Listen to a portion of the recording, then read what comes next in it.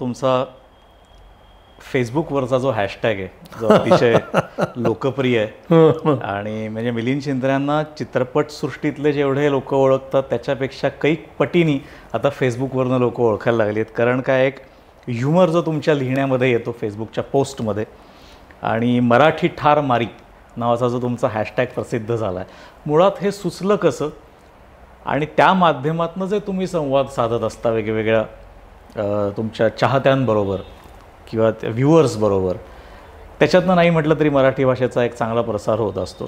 तर हे सुचली कशी संकल्पना?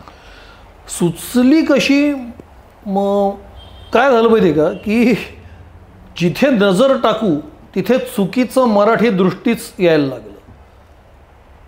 टेलिव्हिजन बघा, वृत्तवाहिन्या असतात, त्यांचे बातमीदार असतात, ते इतकी तेजपुंज लोक धरून आणलेले आहेत की विचारायची सोय नाही. खालती स्क्रोल असतं, त्याच्यामध्ये त्यांनी काही काही लिहिलेलं असतं. मुख्यमंत्रीच्या ठिकाणी पूर्वी एकदा मुख्यमंत्री असं लिहिलेलं होतं. बरोबर आहे. म्हणजे मी अगदी ढोबळ चुका सांगतोय.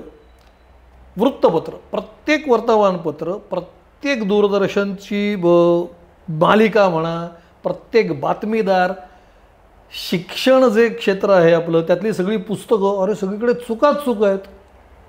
आणि मग मी चौकशी केली, मग मी संपादकांना फोन करायला लागलो. तर मला संपादकांनी, बऱ्याचशा वृत्तपत्रांच्या संपादकांनी मला सांगितलं आहे की आमच्याकडे आता प्रूफ रीडर हे पदच नाही. एवढे कोटी रुपये, एवढा सगळा व्यवसाय मोठा करून यांच्याकडे 12,000 रुपयाचा प्रूफ रीडर नाही आहे. हे केविलवाणं आहे फार. म्हणजे मग मला असं लक्षात आलं हे लोक मराठी मारायला बसलेले आहेत. मग तिथून मराठी ठार मारीचा जन्म झाला.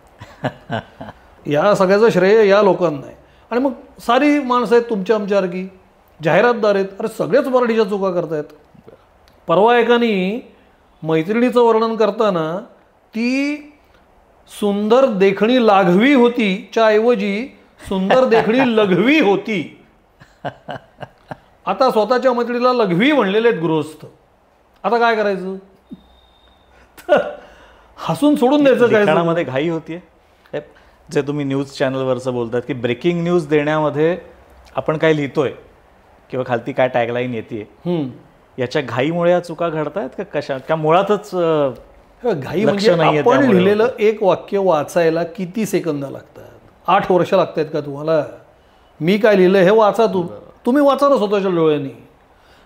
आपल्याला लहानपणी आईवडील जे सांगायचे ना, उत्तरपत्रिका लिहिताना पहिलीपासून एकदा पेपर तपास, परत एकदा, त्याच्यामध्ये आपल्या बहुतांश चुका नष्ट झालेल्या असतात. परत बघणे एकदा हाच प्रकार नाही आहे. मग ब्रेकिंग न्यूजच्या आला मी, चला ब्रेकिंगच न्यूज द्यायची आहे तुला, तर एखादी चूक झाली समजा, अरे तू 24 तास चुकतोच आहेस. जे तुझी ब्रेकिंग न्यूज असो किंवा नसो, तुझ्या चुका होतातच.